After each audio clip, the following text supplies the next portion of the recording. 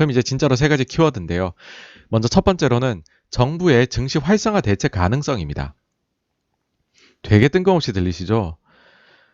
이번 정부 들어와서 사실 주식 쪽에 대해 가지고서 뭘 잘해준 게 있다고 갑자기 증시 활성화 대책을 86번가가 얘기를 하냐라고 생각하실 수 있습니다.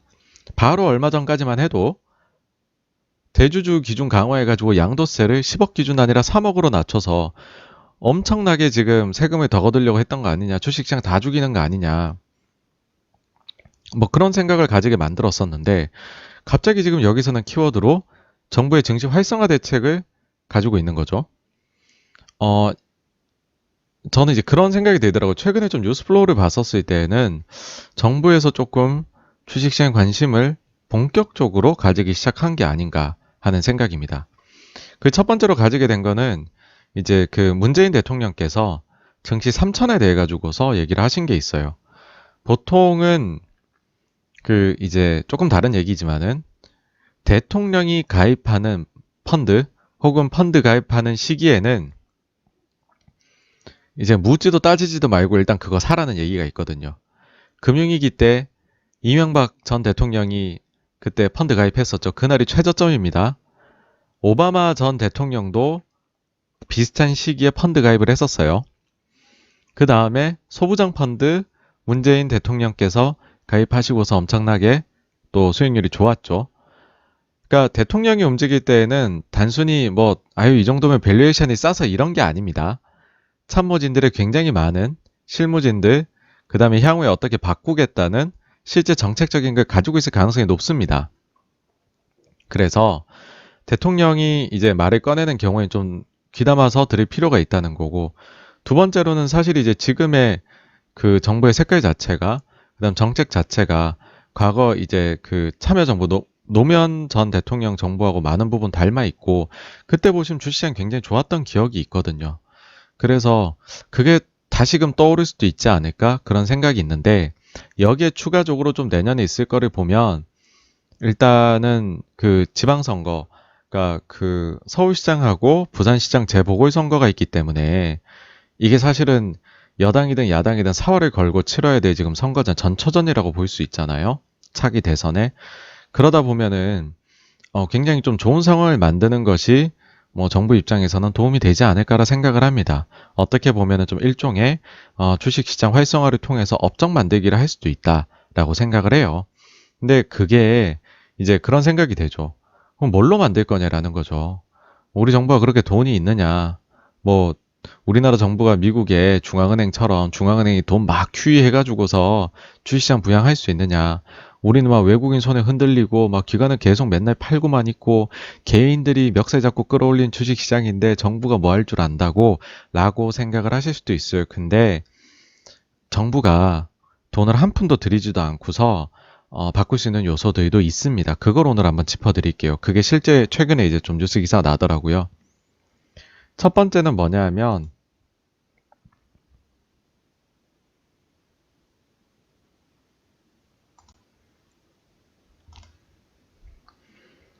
MSCI 선진지수 편입을 위해서 역외 원화거래 시장 개설을 검토해야라는 기사가 나온 겁니다.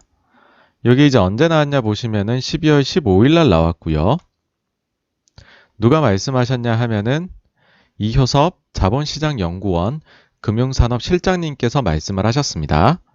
그게 뭐냐 하면 결론적으로는 편입이 만약에 된다면 우리가 60조 원 외국인 순매수를 기대할 수 있다라는 겁니다. 이런 얘기 많이 나왔었습니다. MSCI 선진지수의 편입이 한국이 이번엔 되나? 이번엔 되나? 근데 그러곤 나와요. 실패. 제가 예전에 한번 영상 라이브 할 때였나요? 한번 말씀드렸던 것 같은데, 만약에 앞으로도 기사에서 우리나라가 어떤 지수의 선진지수에 요번에 들어갈 가능성이 있다, 기대해봄직하다라는 기사 나오면 그건 전부 거짓말이라고 보시면 된다고 얘기 드린 적이 있어요.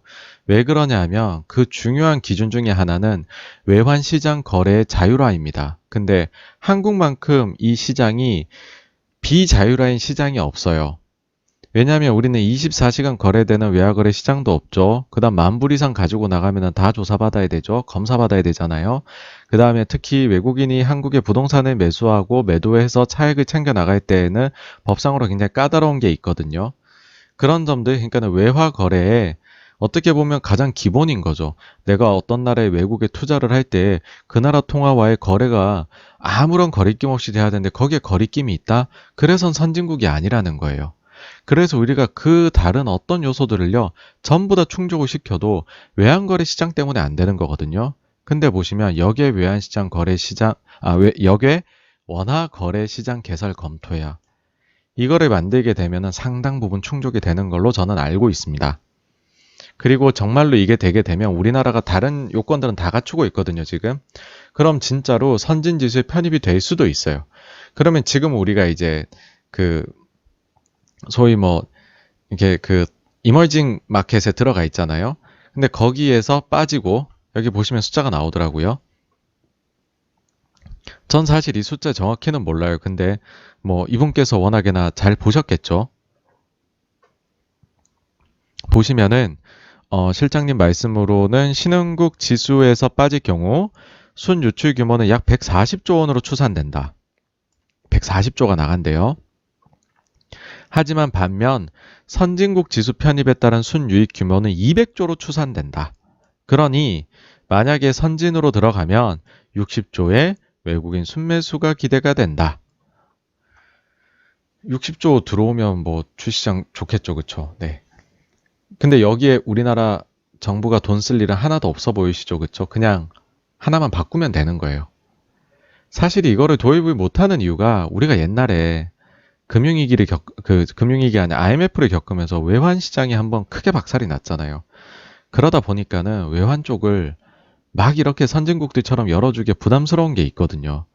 그래서 항상 안 됐었는데, 근데 이번에는 이런 얘기가 공개적으로 나오는 걸로 봐서는 모르겠습니다. 진짜 내년에 이게 현실화 될지요. 된다라고 하면, 장기적으로 저는 계속해서 외국인 자금 한국에서 빠질 수밖에 없다고 봤었거든요.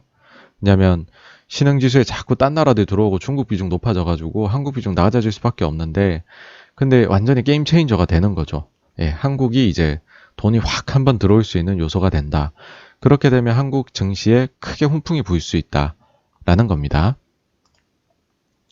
두 번째로는 지금 아까 댓글에서 한번 봤던 것 같은데, 네, 정이루어지다 님께서 장기 투자 정책 나왔음이라고 하셨는데, 그거 말씀드리고 싶었어요. 주식 장기 투자 지원 검토라는 거예요. 이거 이제 지금 김병옥 위원님인가 내신 것 같던데, 보시면은 이거 그냥 진짜 뜬금없는 거였어요, 사실은. 그렇게 이제 대주주 과세해서 양도세 주식에 많이 매기고 싶어 하는 정부 정책이었는데, 갑자기 지금 12월 중순에 들어와가지고선 바뀌어 나간다는 거예요. 그 중에 하나가 주식 장기 투자 지원 검토, 동학개미에 한 발 물러선 정부. 더 구체적으로 보시면은 지금 김병욱 민주당 위원이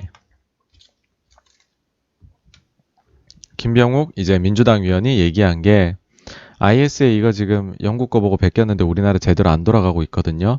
요거 활용해가지고서는 주식 이제 장기 보유하면 뭐 공제도 해주고 뭐 해서 장기 투자 이거 한번 도와줍시다. 저 말 나오고 하루 만에 나왔어요. 뭐 사전 교감이 있었는지 아니면 미리 뭐 아셨겠죠. 저희보다 확실히 더 빠르시니까 정치권에 계신 분들은 정보의 질 자체가 다를 거잖아요. 이게 바로 이제 여당 쪽에서 나왔다는 거는 의미가 있다고 생각을 합니다. 그러니까는 장기 투자를 할 수 있도록 많이 이제 정책이 나오게 되면 그러면은 주식 쪽으로 장기적인 자금들이 들어올 수 있는 요소 아닌가. 물론 이제 현실적으로는요.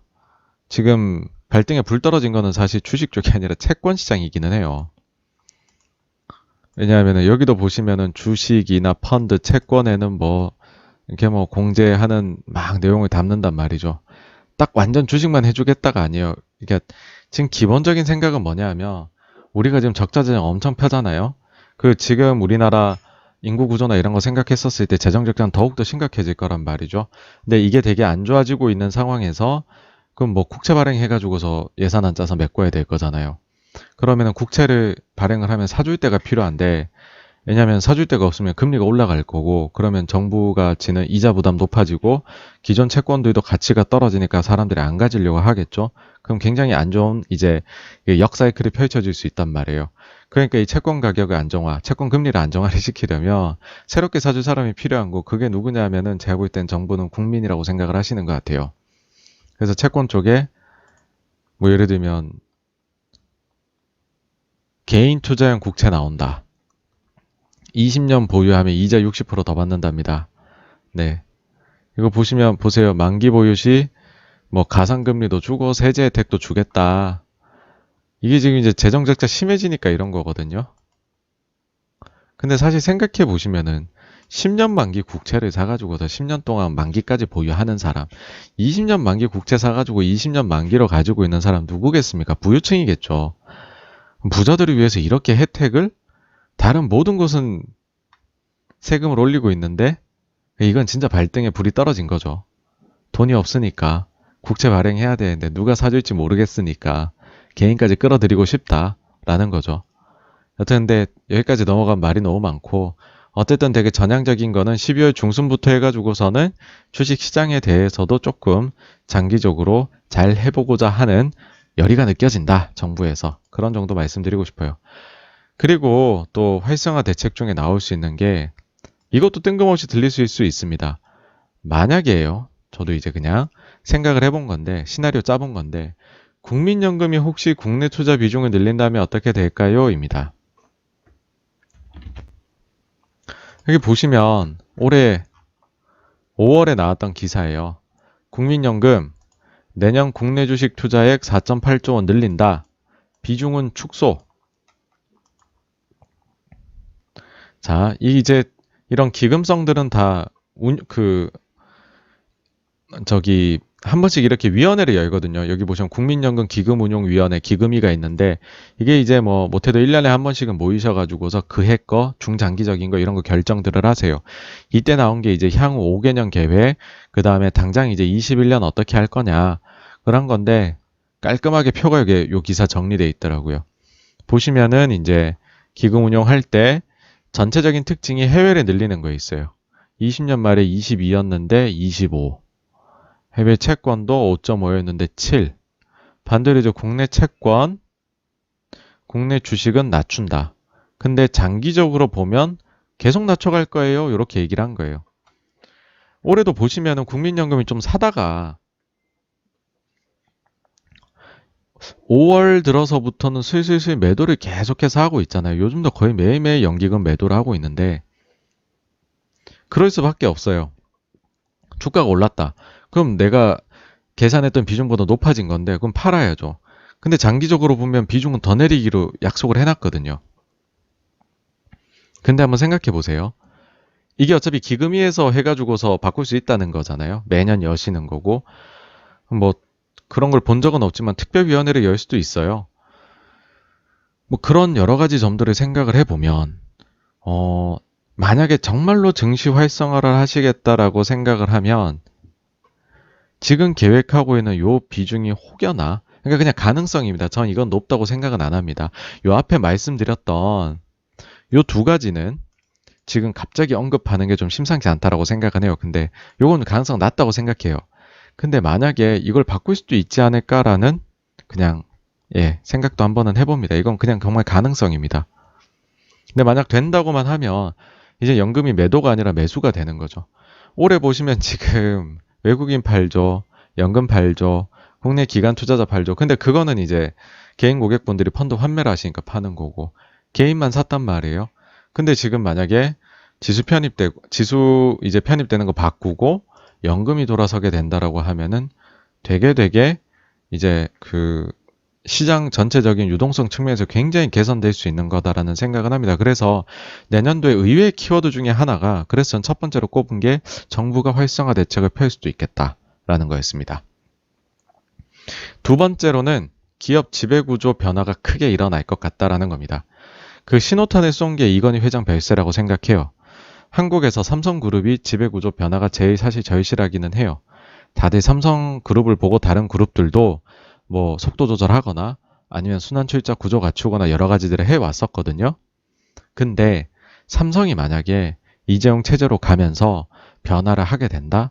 그렇게 되면 정부가 지금 어떻게 보면은 거의 소위 삼성법이라고 할 수 있을 정도로 삼성한테만 소위 말해 특혜가 가할 수 있을 정도로 법들이 만들어져 있는 것들이 있거든요.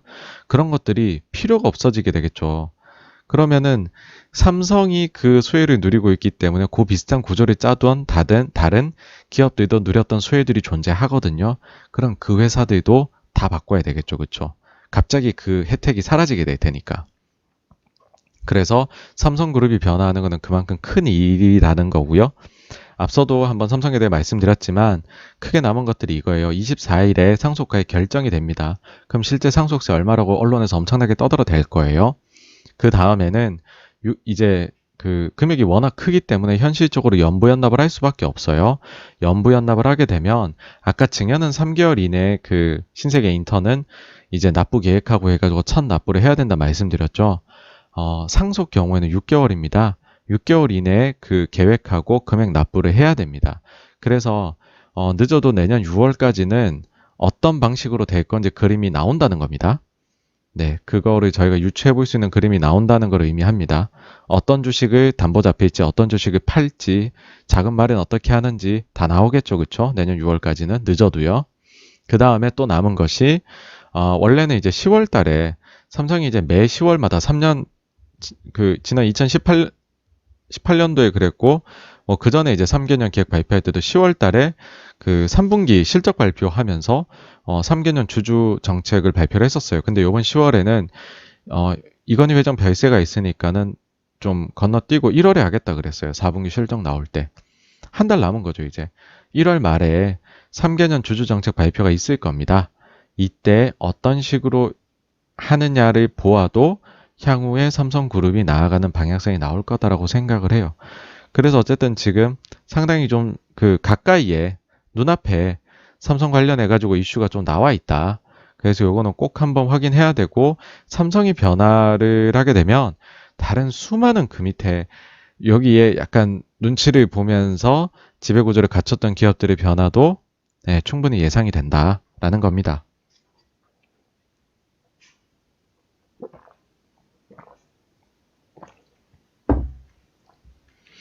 저는 뭐 다른 요소들도 있지만 이런 측면이 좀 반영이 되어서 뭐 셀트리온도 변화를 하는 거다 생각하고요. FNF처럼 중소기업 아니죠. 중소형주도 지주사 형태를 갑자기 갖추는 변화를 하는 것 같고 이 외에도 수많은 이제 지주사로 가려고 하는 움직임이 있을 거다라고 생각을 해요. 아니면 그냥 지주사는 아니더라도 지배구조 바꾸는 거죠. 현대차 그룹도 지금 일어나는 걸로 봐서는 가능성이 있어 보입니다. 이번에 오토에버 딜이라든지 보스턴 다이내믹스의 그 정의선 부회장이 그 이제 지분이 태워서 들어가는 부분들 같은 거 봤었을 때에는 뭔가 변화의 신호탄을 쏘게 되지 않을까라는 개인적인 생각을 하거든요. 그래서 내년도에는 만약 이렇게 돼버리면은 우리나라에서 제일 큰 기업, 두 번째로 큰 기업, 그 다음에 지금 시가총액 기준으로 하면 지금 셀트리온 세 번째로 크거든요. 그러니까 두 번째로 크거든요. 지금 SK 하이닉스보다 삼총사를 합치면 크니까.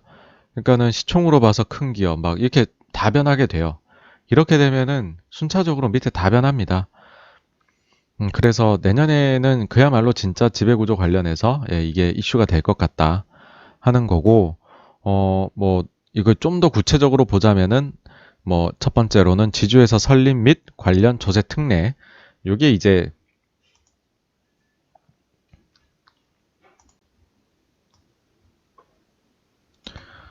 지주회사로 갈 때 세제 혜택이 있는 거거든요. 요 구체적으로는 어떤 거냐 하면은요.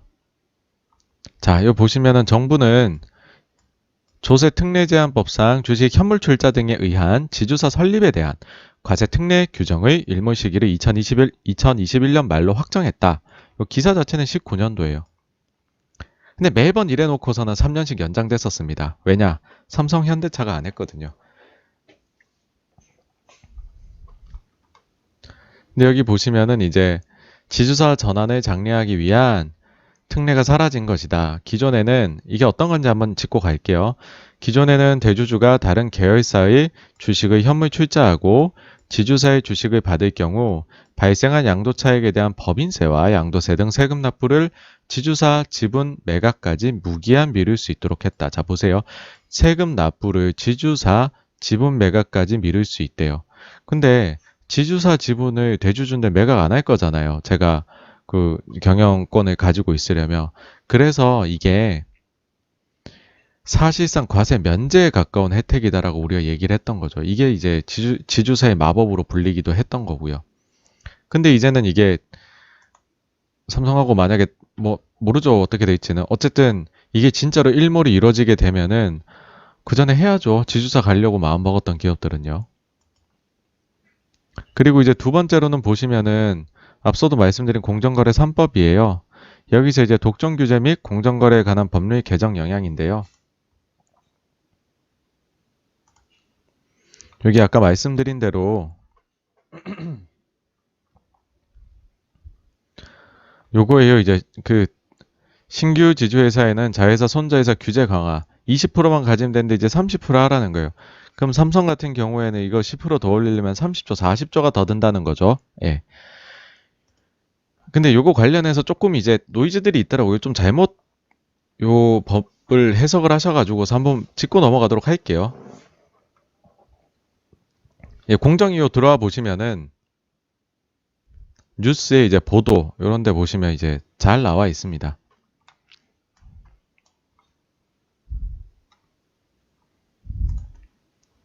이게 12월 초에 발표됐던 걸로 기억을 하는데요. 네, 공정거래법 전부 개정안 국회 본회의 통과.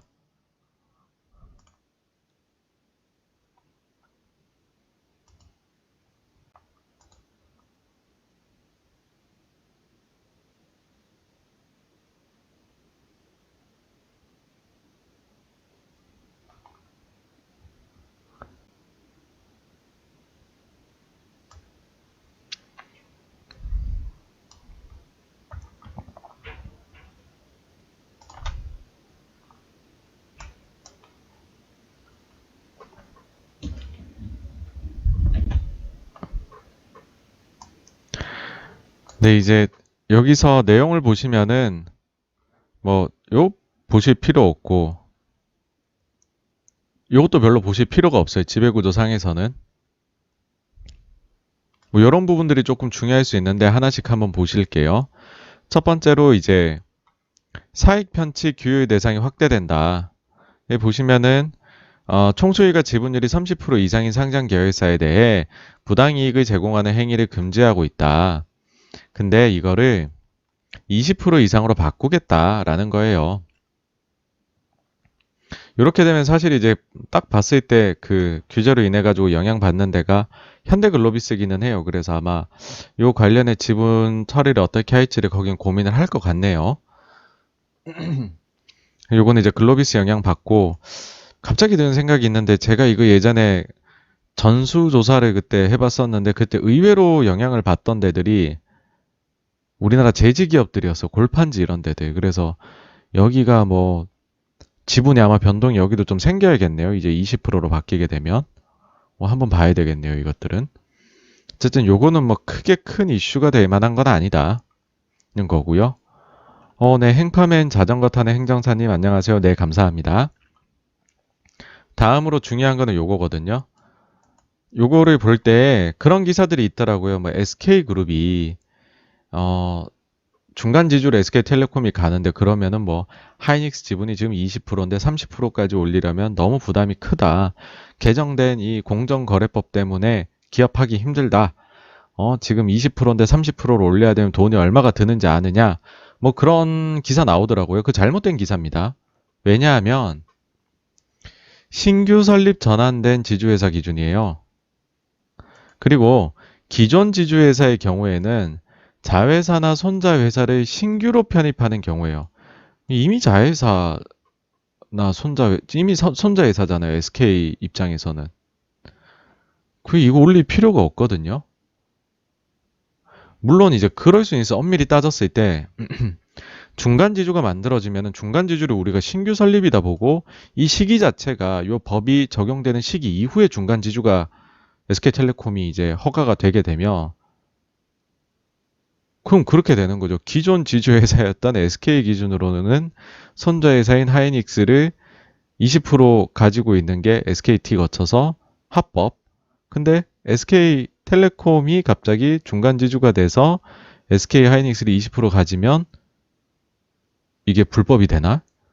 이거 이제 싸울 만한 요소지 이게 반드시 하이닉스를 높여야 되는 건 아니라고 저는 생각을 합니다. 그래서 이건 좀 잘못 알려져 있는 사실이다. 그렇게 말씀을 드리고 싶습니다. 그리고 이것도 뭐 말을 많이 하더라고요. 뭐 공익법인 의결권 제한, 이게 공익법인들에 대해 가지고서 의결권 행사를 원칙적으로 금지하면, 그러니까 막 다 안 되는 것처럼 얘기를 하는데 예외 규정이 있습니다. 이건 안 변했어요. 예외. 자, 상장 계열사에 대해서는 적대적 M&A에 대응할 수 있도록 특수관계인과 합산하여 15% 한도 내에서 의결권을 행사할 수 있도록 예외 규정을 두었다. 요 정도 있으면 됩니다. 삼성그룹이 요거 누리고 있거든요. 그러니까 이것 때문에라도 삼성에서는 추가적으로 요번에 그 이건희 회장 지분을 그 상속을 할 때 공익법인으로는 안 갈 것 같아요. 지금 딱 요 정도 누릴 수 있거든요. 근데 더 주게 되는 거는 향후에 의미가 없어요. 의결권이 없어져요. 그냥 주식 수만 늘어나는 거지 실제 의결권, 유의미한 의결권이 아니거든요. 15% 한도가 있으니까. 그래서 가기 좀 어렵지 않을까? 뭐 그런 생각을 합니다. 네. 나머지는 큰 내용이 아닙니다. 여기까지 정도 보면 되겠네요. 어쨌든 결론적으로는 지배구조 쪽에 좀 변화가 생길 수 있다 하는 거 말씀을 드리고 싶습니다. 네, 지배구조 변화하면 어디서 기회를 찾을 수 있느냐라고 하게 되면 사실 일반적으로는 이런 식으로 이제 지배구조를 변화를 시킬 때에는 주총이 필요해요. 그러니까는 이제 주주들의 동의가 필요하다는 거죠. 뗐다 붙였다 하려면은 이거 주총을 열어야 되는데 그럴 때 주주들의 찬성을 얻기 위해서는 당근책을 제시를 좀 해줘야 되거든요. 제일 좀 많이 할 만한 거는 주주 환원책을 늘리는 거죠. 그래서 기본적으로 괜찮다 하는 거고요. 그 다음 두 번째로 누릴 수 있는 거는 예전에 제가 이제 셀트리온 합병 관련해가지고서 영상 만들 때 이걸 넣었던 걸로 기억을 하는데 어떤 게 있냐면 보통의 경우에는 PBR이 1배 미만인 기업이 지주사를 갈 때 혜택을 봅니다. 왜냐하면 PBR이 1배 미만이라는 건 청산가치 미만으로 거래되고 있는 거고 그거는 몇몇 그 회사가 가지고 있는 자산을 청산가치보다도 못하게 지금 시장이 평가해주고 있다는 거죠. 근데 회사를 뗐다 붙였다가 하는 행위를 하기 위해서 지주사 가려면 분할하고 막 해야 되잖아요. 그러다 보면은 사람들이 하나하나의 자산을 다 들여다보게 되거든요. 그러다 보면 우리가 볼 때 야 이거 불용자산이다. 가치 없는 자산이다. 가치 낮은 자산이다. 했던 부분들이 갑자기 올라갈 수 있다는 거죠. 예, 그래서 그런 점들은 PBR 1배 미만인 기업들에는 의미가 있을 수 있다. 그 정도로 하면 될 것 같아요. 마지막으로 삼는 이제 키워드는 내년도에 뭐 1월부터 바로 온다 생각은 안 해요. 조금 시간을 둘 수는 있는데 가치주 장세가 도래할 가능성이 있지 않냐라고 생각을 합니다. 주식할 때 제가 방송에서 빅스 중기물에 대해서 여러 번 언급드렸고 그 이유가 이거 진짜 많이 빠지면은 정말 세상에 숏 아무도 없는 거다. 살 사람 다 산 거다. 그럼 그때부터는 팔 사람밖에 안 남아서 좀 조심해야 된다는 생각이거든요. 마찬가지로 지금 국내에서 특히 중소가치주들을 보면은요. 파는 사람만 있는 것 같아요. 예. 근데 좀 최근에 저 개인적으로는 굉장히 좀 그 마음이 아팠던 그런 이슈가 있었는데요.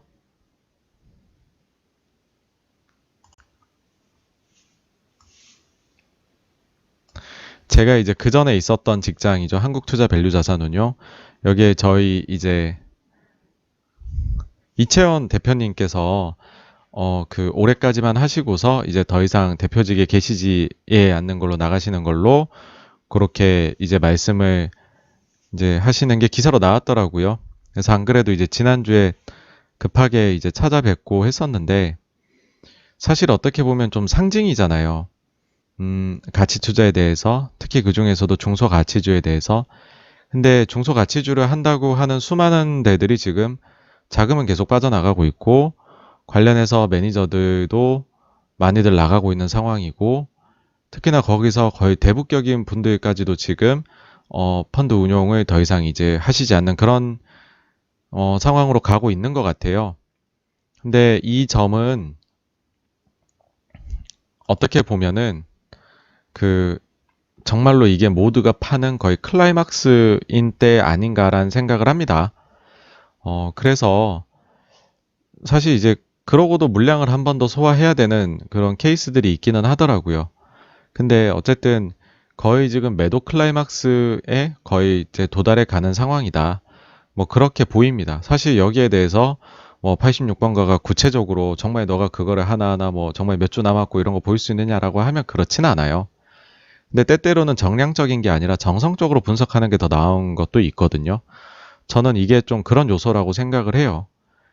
특히 우리나라에서 중소가치주 되게 각광을 받았었고, 근데 그게 하염없이 내려갔고, 그와 관련해서 수많은 사람들이 이제 더 이상 견디지 못하는 상황, 그런 상황의 거의 끝에 다다른 것 같다. 그렇게 되면은 또 반대로 이제 동굴 끝에 이제 빛이 보이듯이 빛이 보이는 상황이 내년도에 펼쳐지는 것이 아닌가 하는 생각이 듭니다. 여기서 이제 조금 개인적인 말씀을 드리자면 좀 이제 이천 대표님께는 늘 감사했었고 지금 여기서도 되게 감사했었다라는 말씀을 드리고 싶어요. 항상 정말 이제 잘 대해주셨고 또 많이 또 가르침을 주셨었고 그리고 저 개인적으로는 이제 제가 결혼을 할 때 제 결혼식 주례도 봐주셨었거든요. 대표님께서 다른 이제 처음으로 주례를 봐주신 거였어요. 그러니까 첫 주례를 봐주셨으니까 저 입장에서는 너무너무 뜻깊었던 그런 이제 자리였었고, 그래서 네 항상 좀 마음으로라도 또 사실 뭐 그리 멀지 않은 곳에 계시기 때문에 제가 언제든 찾아뵈서 인사드리고 싶은 그런 대표님이십니다. 한 가지 그냥 일화를 말씀을 드리자면, 제가 이제 입사하고 사원일 때였어요. 그날에 무슨 이슈였었을까요? 주가가 막 빠졌었어요, 많이. 엄청 많이 빠졌었던 때인데, 그때 당시에, 그때는 이제 3시에 장이 끝나잖아요? 3시에 장 끝나는데, 주가 막 빠지니까는, 저희 그때 위에 본부장님하고 전부 다, 야, 저기, 우리 그냥 장 끝나면, 앉아있어봤자 머리만 아픈데, 나가서, 저기 그냥 고기나 구워 먹고 술이나 한잔 하자. 막 이런 얘기를 했단 말이야. 한 2시 반부터. 야, 이거 우리 어떻게 손 쓸 수가 없는 장이네. 막 그런 얘기를 했어요. 근데 저희 그런 거를 아시는지 한 2시 50분쯤에 동시효과 할 때 갑자기 대표님실에서 나오셔가지고 저희 보고 얘들아 저기 그 화난다고 술 먹지 말고 그럴 때 집에 가서 그냥 주식 공부나 더 해. 그러고 가시더라고요. 그래가지고서 좀 마인드가 다르시다. 진짜 강철이시다. 그런 생각을 했던 기억이 납니다. 그리고 이제 또 하나는 제 사원 시절에 이제 특히 좀 야근을 많이 했었어요. 이것저것 좀 손에 익지도 않고 해가지고. 근데 그때 보면은 항상 이제 제일 늦게까지 계시거든요.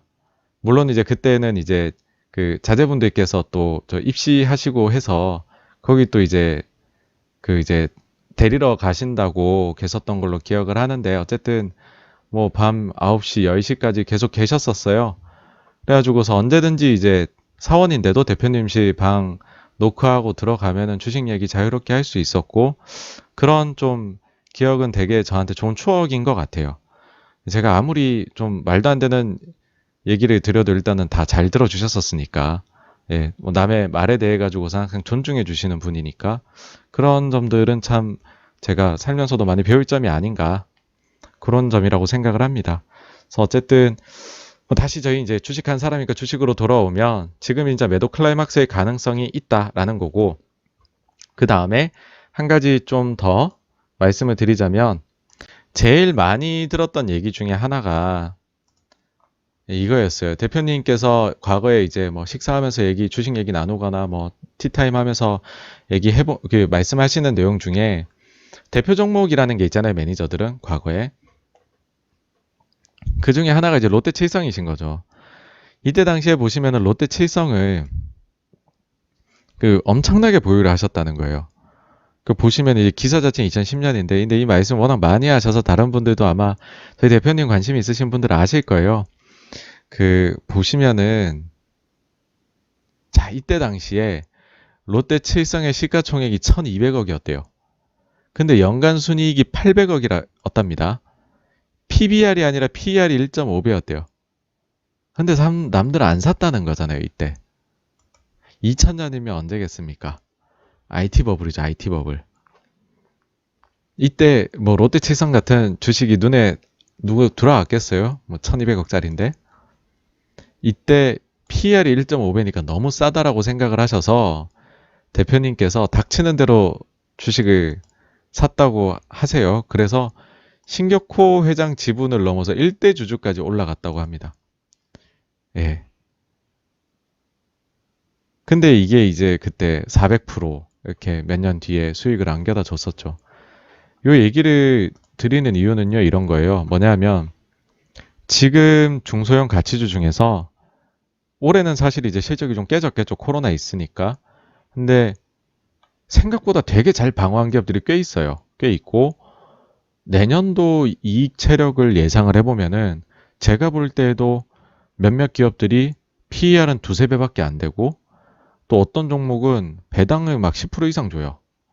거기에 되게 저PBR인 종목들이 눈에 보이거든요. 그래서 가격 요인으로 봤었을 때에도 이제 진짜 좀 중소가치주 장세가 올 만한 상황일 수 있겠다. 그래서 뭐 내년도의 키워드로 한번 잡아봤습니다. 뭐 물론 내년에 지배할 거는 실적 장세라고 생각을 해요.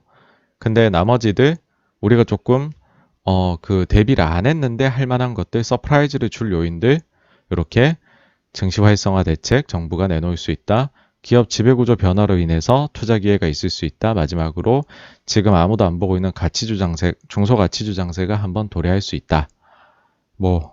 이런 생각을 저는 2021년에 대해서 가지고 있습니다. 여기까지가 2021년에 대한 예상입니다. 어떻게 보면 예상이라기보다 키워드 가지고 분석한 거고요. 다음으로 넘어가겠습니다.